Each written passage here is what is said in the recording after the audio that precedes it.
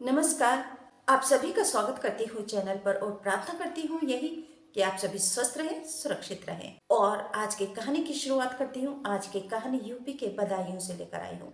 बदायूं में एक महिला सिविल जज जो डिवीजन कार्यालय में तैनात थी, उनकी खुदकुशी का मामला सामने आया है। जिसने भी यह खबर सुनी वही हक्का बक्का है, वही हैरान है कि आखिर एक महिला जज आत्महत्या कैसे कर सकती है। ऐसा क्या हुआ कि महिला जज इतनी टूट गई कि उन्होंने आत्महत्या करना ज्यादा बेहतर समझा जिंदगी से। विस्तार से कहानी सुनने से पहले आप सभी से निवेदन करती हूँ कि प्लीज चैनल को सब्सक्राइब करके घंटे को दबा दीजिए, ऑल पर सेलेक्ट कर लीजिए, मेरे परिवार का सदस्य बन जाइए ताकि मैं आगे चलती रहूं और अपराध की दुनिया से खौफनाक खबरें लाकर आपको अवगत कराती रहूं। दरअसल मामला शनिवार 3 फरवरी 2024 को सामने उस समय आया जब सुबह के लगभग 9:30 बजे के आसपास महिला जज का अर्दली आवास पर जाता है और दरवाजा खुलवाने के लिए वह दरवाजा खटखटाता है। दरवाजा नहीं खुलता और अंदर से भी कोई आवाज नहीं आती। अर्दली फिर फोन लगाता है लेकिन फोन भी रिसीव नहीं होता। तो इस पर अर्दली कोर्ट में सूचना देता है कर्मचारियों को। कर्मचारी आते हैं और फिर कर्मचारी सब लोग मिलकर पुलिस को सूचना देते हैं। पुलिस के कोतवाल आते हैं अपनी टीम के साथ और फिर वह आवास का मुख्य गेट तोड़कर अंदर दाखिल होते हैं और अंदर जो महिला जज का रूम था, जिस बेडरूम था, उसका भी दरवाजा तोड़कर वह अंदर दाखिल होते हैं। लेकिन अंदर का जो नजारा है वह देखकर हक्का बक्का रह जाते हैं, क्योंकि जो महिला जज ज्योत्सना राय थी उनका शव पंखे से लटका हुआ था। उन्होंने आत्महत्या कर ली थी। पुलिस यह देखकर हैरान रह गई। बस हर कोई यही था कि आखिर ऐसा क्या हुआ कि जो जज ने आत्महत्या कर ली। महिला जज के माता पिता को खबर दी जाती है जो कि लखनऊ में रहते हैं और शनिवार को शाम 5 बजे के आसपास तक जज के माता पिता आते हैं।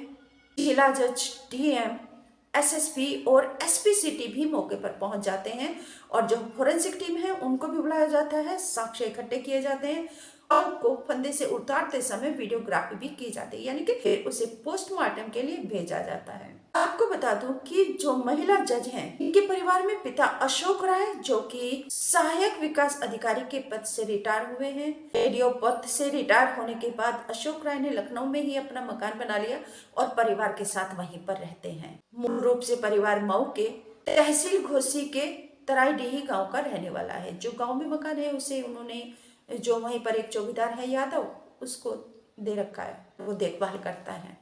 ज्योत्सना की पोस्टिंग बदायूं में अगस्त 2023 में हुई थी और तभी से वह डिवीजन कार्यालय में तैनात थी बतौर सिविल जज, और उससे पहले वह अयोध्या में तैनात थी। जिसने भी सुना वही हैरान है। जो गांव है तराईडीही गांव के लोग भी स्तब्ध है कि ऐसा कैसे हो गया, क्योंकि जो ज्योत्सना है वो काफी हंसमुख थी और हर समय दूसरों की सहायता के लिए तत्पर वह रहती थी। और जो राय परिवार है उसकी परवरिश ऐसी है कि जो उनके बच्चे हैं वह मजबूती के साथ आगे बढ़े हैं और अपने हुनर से उन्होंने अपनी योग्यता से अपने पद को प्राप्त किया है। जो सिविल जज ज्योत्सना राय थी उन्होंने भी अपने हुनर से जज पद को प्राप्त किया और वह बहुत ही मिलनसार थी। पुलिस को जो ज्योत्सना राय के शव के पास से एक डायरी मिली है उसमें कुछ दस्तावेज है, एक लिखा हुआ नोट भी मिला है। नोट में लिखा है खरगोशों का ख्याल रखना और मेरा अंतिम संस्कार सरयू के किनारे करना। ज्योत्सना राय जिसका नाम भी है चंद्रमा, माँ दुर्गा के लिए भी ज्योत्सना नाम से उनका उच्चारण किया जाता है। जब 108 नामों का जाप करते हैं तो उसमें ज्योत्सना नाम का भी उच्चारण किया जाता है। इतना पावरफुल ये नाम, इतना पावरफुल, इतना इसका अर्थ, और ऐसी ही थी ज्योत्सना राय। परंतु कैसे हार गई, कौन सी ऐसी परिस्थितियां उनके सामने आ गई कि उन्होंने आत्महत्या कर ली, खुदकुशी को अपना लिया। पुलिस छानबीन कर रही है, आगे जो भी निकल के आएगा पुलिस उसके ऊपर कार्रवाई करेगी। और हालांकि ज्योत्सना के पिता अशोक राय ने अभी हत्या का मुकदमा शिकायत दर्ज की है। उन्होंने बोला कि मेरी बेटी या मेरा बेटे इतने कमजोर नहीं है, वे बहुत मजबूत हैं कि वो किसी भी परिस्थिति से हार जाए, थक जाए या झुक जाए। यह आत्महत्या नहीं है, यह एक हत्या है। मेरी बेटी आत्महत्या नहीं कर सकती। का ये कहना है, यानी कि ज्योत्सना के माता पिता का रो रो कर बुरा हाल है।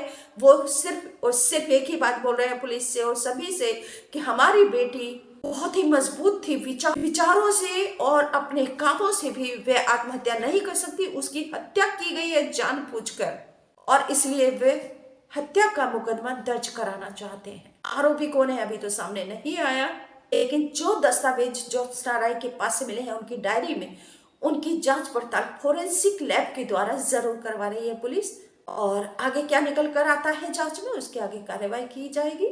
फिलहाल शव को पोस्टमार्टम के लिए भेज दिया और देर रात ज्योत्सना राय के पिता ने एफ दर्ज कराई है पुलिस में।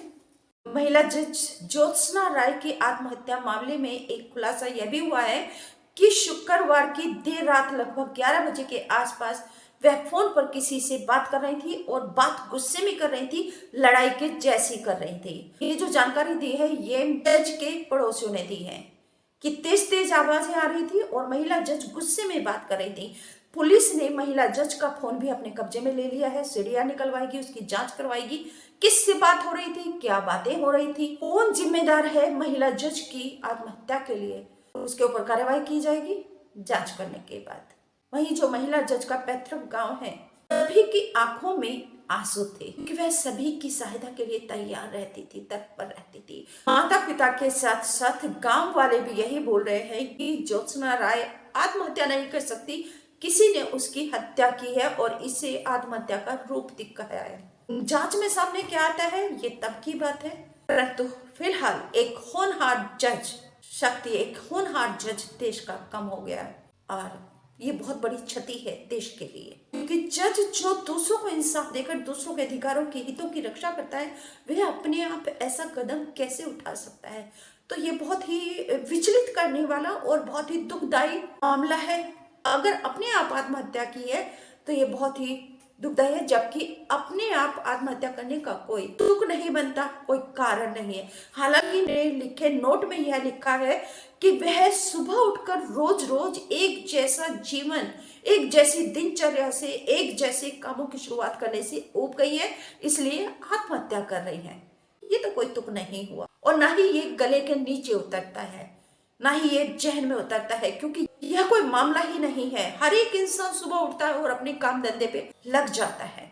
हर किसी की दिनचर्या एक ही जैसी होती है, हर इंसान सुबह उठते हैं अपने काम के लिए लग जाते हैं। तो इस मामले में जरूर कुछ ना कुछ दाल में काला है, लेकिन क्या काला है उसको सामने आने में अभी समय लगेगा। हालांकि पुलिस ने जो सुसाइड नोट है महिला जज का और जो उनके साइन है वह भी अर्दली से मैच करवाए है, उससे जांच करवाई है, पहचान करवाई है। तो अर्दली ने कहा कि जो राइटिंग है और साइन है वह जज के ही हैं, लेकिन सच्चाई का पता चलने में अभी समय लगेगा, हमें तब तक इंतजार करना होगा।